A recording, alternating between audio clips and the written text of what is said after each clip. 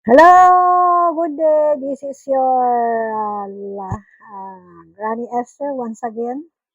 Medyo matagal yung pag-ano natin ng video kasi may pasok at buti na lang nagkaroon ng birthday celebration yung partner ng anak ko si MJ. At doon ay nag-ano kami.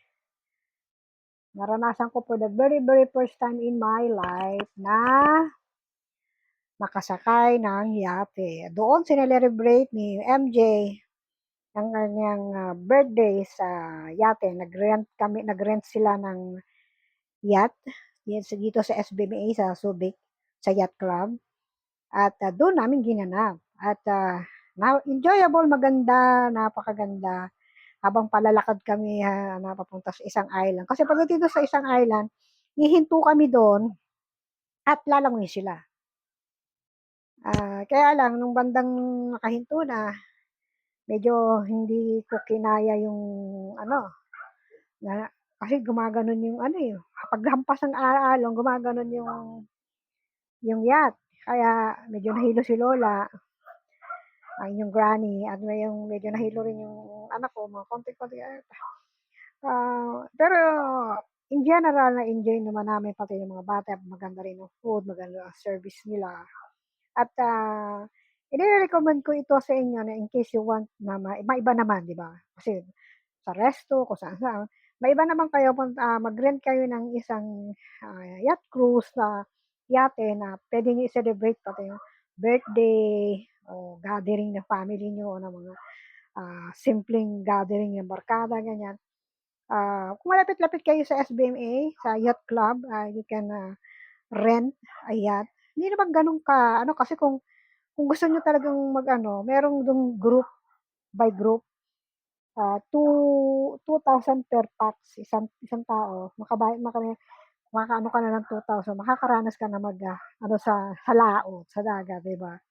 At ma-enjoy nyo pati mga food, ganun. Pero kung gusto nyo naman medyo sarili lang, private lang, kayo lang pamilya, medyo pricing na lang. Pero kung budget kayo, you can join other groups, kaya isang malaking grupo kayo, magpatak-patak kayo, pwedeng pwedeng gano'n. Lalo na ngayon may promo sila. At now, papakita ko sa inyo yung video namin, yung birthday celebration ni MJ. At thank you so much for patiently waiting for mga videos ko. Pero gusto ko nga baguhin ngayon yung habang wala mga traveling, parang magpi-pitch in muna, muna ako sa inspirational messages. Parang gano'n na lang. Pero sa ngayon, enjoy muna natin panoorin itong birthday celebration ni MJ sa Yacht Cruise in Subic. Watch my video! I know it's a game, I'm not gonna play, but maybe you should do whatever you need to erase me. It's all just a game, you think I'm gonna play, but maybe you should do whatever you need to erase.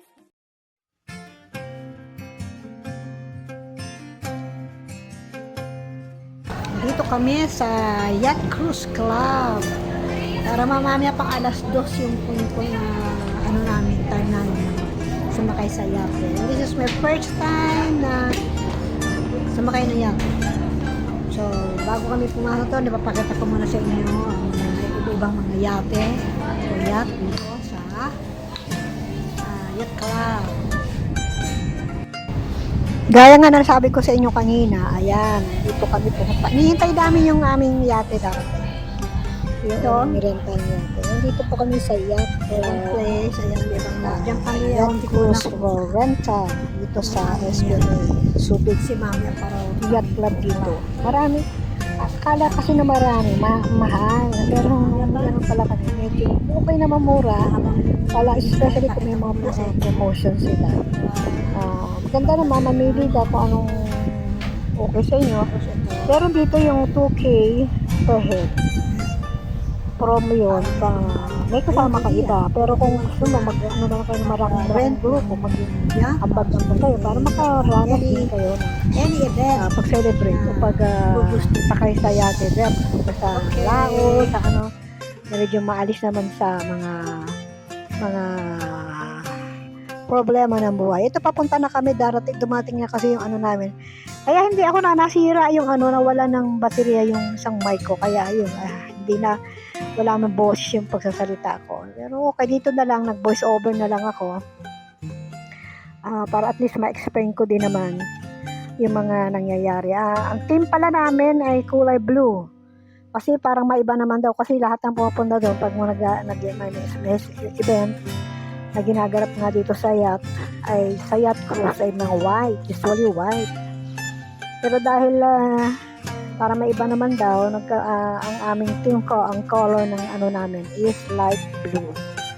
Sky blue. Yan. Hinintay namin kasi papalusong na kami, pababa na kami. Patungo na roon sa yate. Ito na, pababa na po kami. Yan. Medyo palusong kasi yung at ang lola nyo ay medyo maiwasan ng pagdulas. Dahan-dahan po kami bumababa. Ay, ang ganda-ganda pa naman ng mga suot ng mga lola nyo, ng mga ano po ninyo. Ayan. Kasi parang parang doon sa natin. Kaya nga, papunta na po kami. Kasama po dyan yung kasama namin, yung si Yeng. Tapos yung nasa likuran ko yung apo kong panganay. Tuloy-tuloy na. Ito, paakit na po kami ng yate niya. Ito. Naalalayan po kami ng isang mga kuru.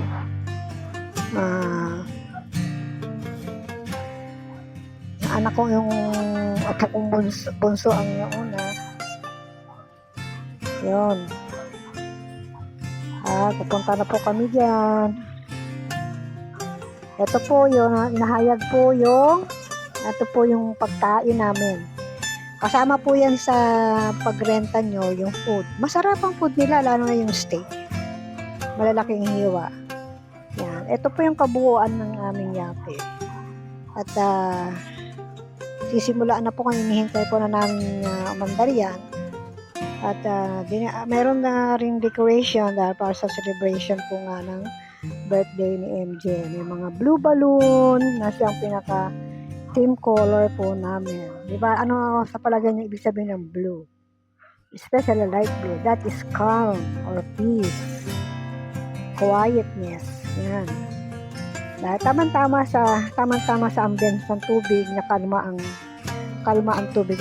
Nakisama po ang panahon noong papunta po lang kami doon. Napapunta pa lang kami doon sa island, ay nakisama ang panahon, hindi po siya umulan. Pero pagka-uwi na namin, bumaksak ang ulan. Diba? Yes, naranasan din namin yan. Ito po ang taking picture po sila. At selfie para sa memorabilia namin. Siyempre dahil dahil para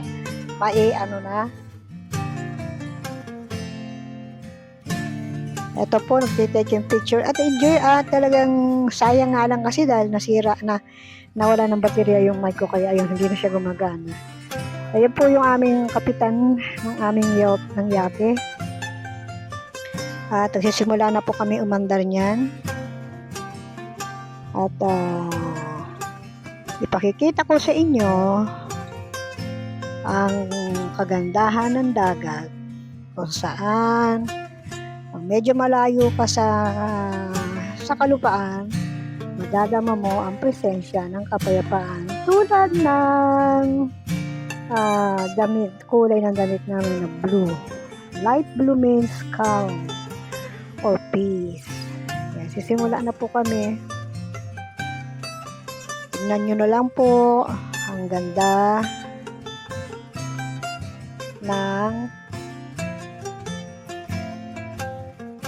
si MJ. Nandun siya sa pinakatuktok, sa doon sa nguso ng ano, makikita nyo rin mamaya yung pinakanguso ba ng yate na yon. Pero talagang I confess na I'm already 66 years old pero ngayon lang po ako nakasakay ng yate na feel mo na parang iyo yan, na parang you're getting away from the noisy crowd of the land. Diba? Kaya po, medyo umiikot yung hindi gano'n yung ano ng kamay ko kasi medyo malaki kasi yung ginamit kong ano tawag dito camera holder. Yun. Kaya yan. Tinitignan ko rin, magkakulay ang aming damit at ganoon din yung ulap, di ba? Kaya gustong-gusto ko kamong tignan ang ulap.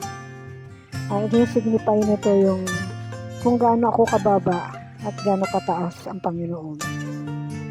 Na pag nakakadama ka ng ulap, para may pag-asa, parang someone out there is watching you, di ba? Ito na po ako. Yan. Maandar na po yung aming ano niyan. Aming yakin yan. At ako ipapunta na doon sa nguso ng ano. Andito yung anak ko. At syempre, pahawak-hawak ang lola nyo. Yan. Upo ko na. Yan. Doon sa may nguso na. Yan. Hindi na ako yung nawala na ng boses yung ano ko. Kaya, sorry for that. Hindi ko kasi na-check. Akala ko okay pa. Yan, habang hawak-hawak ko yung camera ko niyan. Yan, at sila, yung anak ko, si Arby, pamangkin ko, yung nakaupo dun, si Yang yun. Yan, kitang-kita nyo halos kitang-kita nyo ang pagka-relate ng mga ulap, ng dagat, sa aming mga suot. Ibig sabihin, nagsisignify ito ng calmness and peacefulness and joy na experience o nare-relate nararamdaman mo yung enjoy na nandoon ka sa yacht. Na-feel mo ay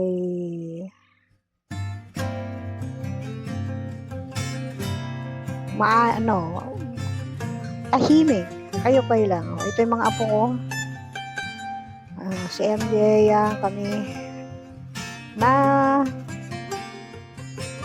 nag-enjoy sa watching pag ng dagat. Kasi punta nga kami ro sa island na yan. Pag nandiyan ka, habang naglalakbay at umaandar yung yate, wala kang mararamdamang hilo. Yung nga, nagtataka nga ako. Dapat may maramdaman ng hilo. Pero hindi ka maramdaman hindi ako nakaramdam ng hilo, no? Kasi siguro dahil yung connecting ng speed ng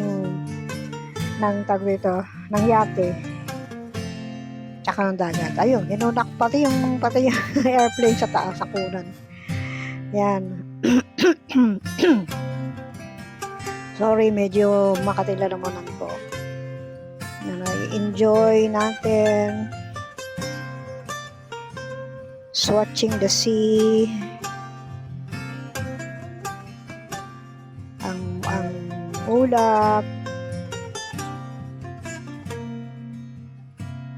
Akala ko nga doon kami sa Grande Island patungo kasi sabi ko sa anak ko, I think we are heading to Grande Island, pero hindi pala doon. Private pala yon, hindi allowed na magano ng mga doon. Kasi isang may island yun. Nakalimutan ko sinabi nung captain na Pilipino ang may-ari.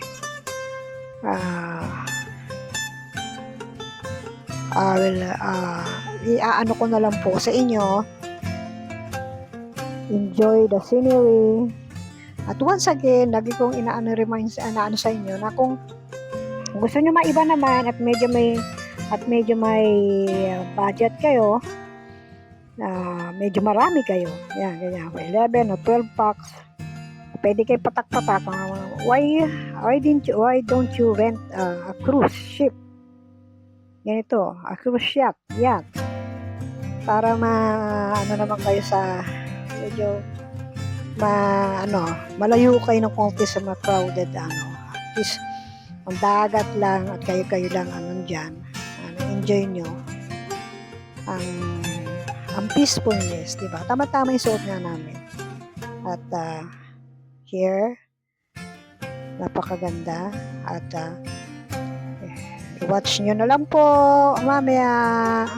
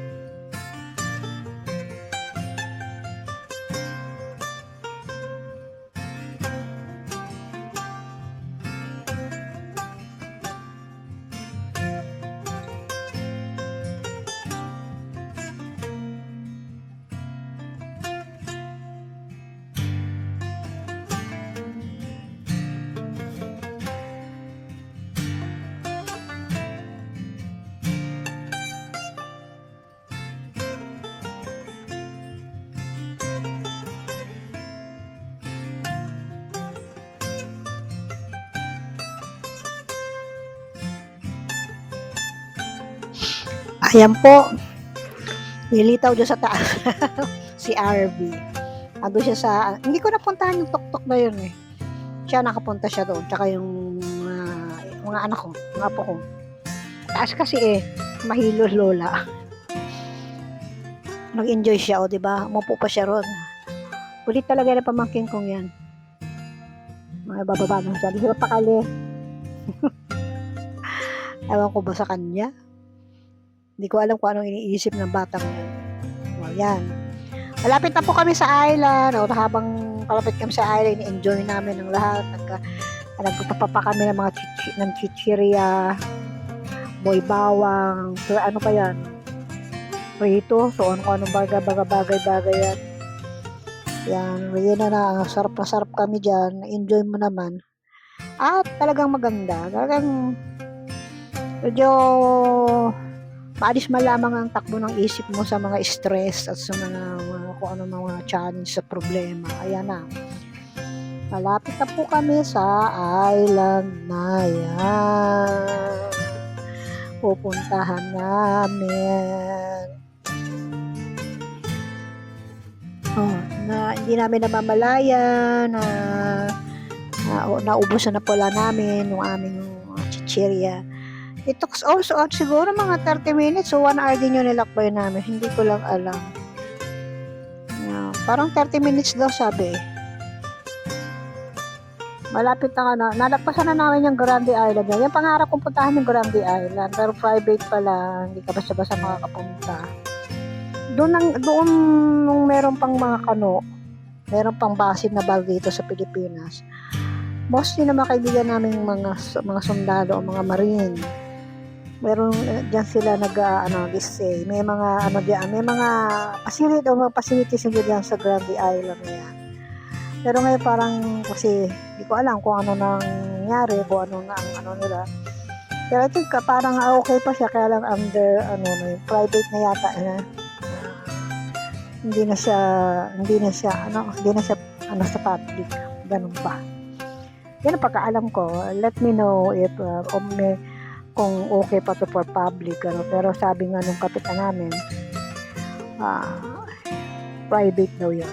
Private na raw. Ayan. Here we are, very selfie, binibidyohan ko po sila. Ayan. Enjoy ang dagat, diba? Mas maganda yung, mas maganda na maglakbay ka na lang sa dagat para mawala ka doon sa mga gulo, ingay, o mga stress ng buhay. Sabi nila. I don't know. Ito. Basta maganda. Nakisama sa amin ng panahon. Kahit doon sa banda doon ay medyo nagbabanta ng ulan. Pero dahil birthday ni MJ, sabi mag-enjoy muna kayo. Mamaya na ako magpapaulat. Sabi ng Panginoon siguro. Siguro na sa akin lang yun O yun, siguro dahil iipon pa. And thank you so much pala kay MJ at kay Miracle na naging daan para makapag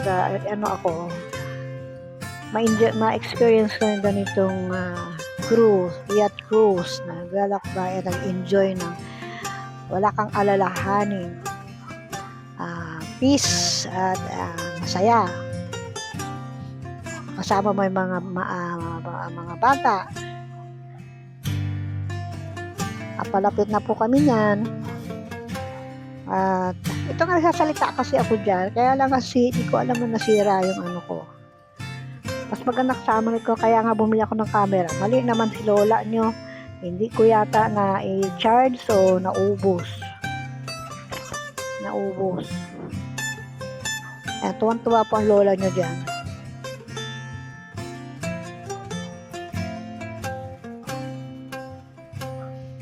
Tingnan nyo.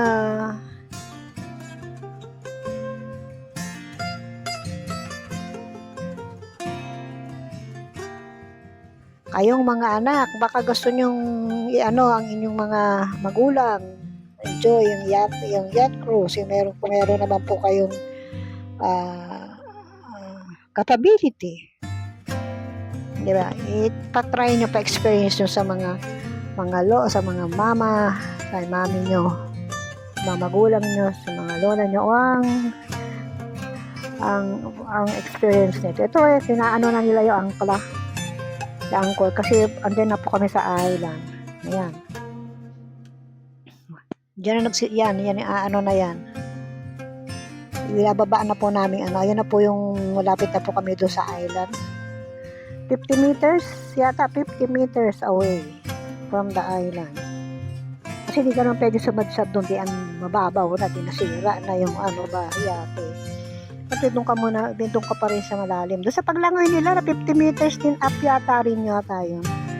50 meters ang 15 o 50 meters ang lalim ng paglalangoy nila. Ayan na po, punta na kami sa kakain na kami dyan. Hindi nakakain ng gaano ang lola niyo. Ayan.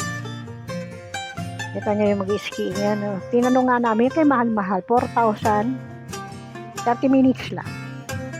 Di ba? Pero kung medyo marami kang pera, okay na. Pero kung sa tingin mo, hindi naman worth hindi siya maano. Ito na po. Ayan. Tapos lang namin kumain yan. Katatapos lang namin kumain. Pero ang lola niyo hindi nakakain. Nagsibabaan na sila at nagsilango yan. Huwag kayo mag-alala kung gusto nyo mag-swimming, may life vest po sila. Kaya pusa kayong lulutan. 30 minutes po yan, mag-enjoy kayo. At huwag rin kayo mag-alala kasi may mga lifeguard na nandyan o mga crew member na nandyan para kayo ay i-supervise o bantayan. Yan, diba? Hanggang na yan.